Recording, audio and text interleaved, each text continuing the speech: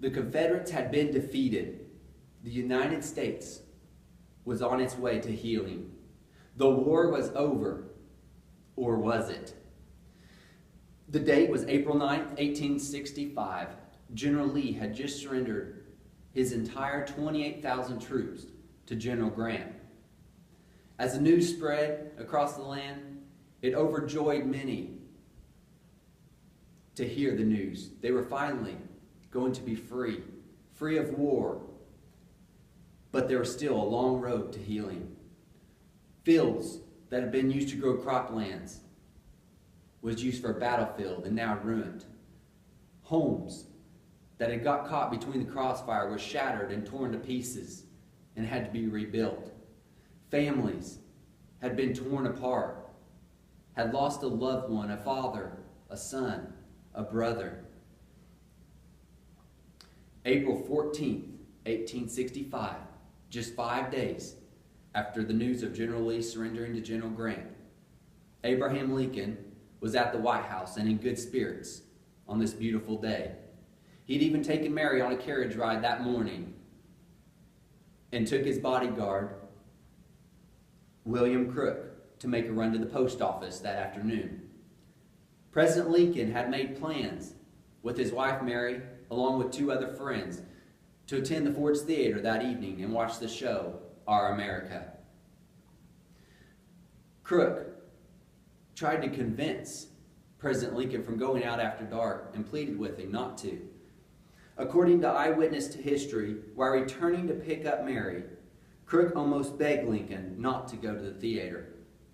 But Lincoln shrugged it off, saying he had promised Mary that he would take her out that night. And besides, they had friends expecting to go.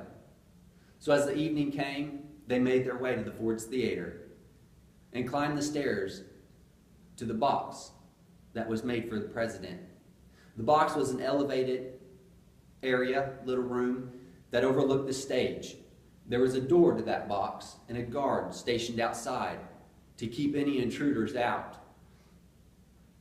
As the show went on and the night began to get later, somebody else made their way into the Ford's Theater. A man by the name of John Wilkes Booth. Now, John Wilkes Booth was not unfamiliar with the Ford Theater. In fact, Booth was very familiar with the Ford's Theater.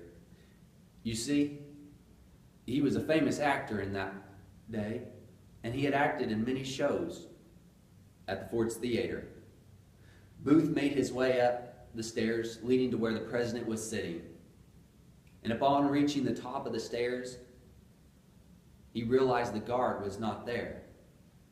For whatever reason, the guard was gone. Some say he had left to get a drink at a nearby tavern, but he had left his post, which made it all the easier for Booth to carry out his evil plan.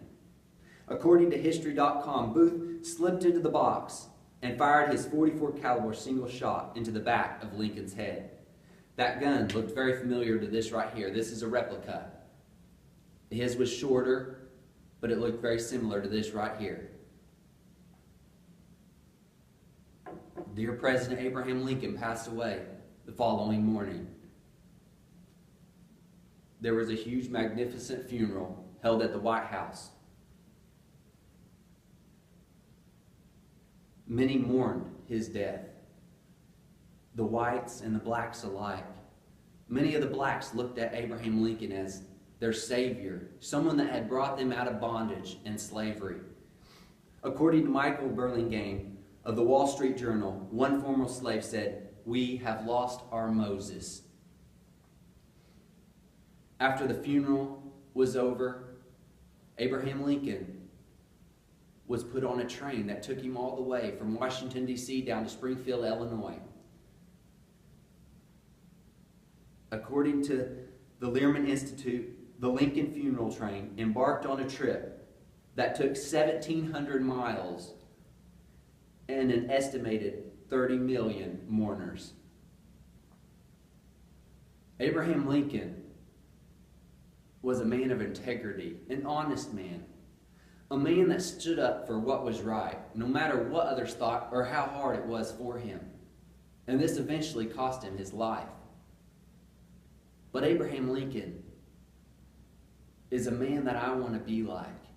A man that I want to pattern and mold my life after and be more like. A man that people can trust. A man that can believe every word that I say.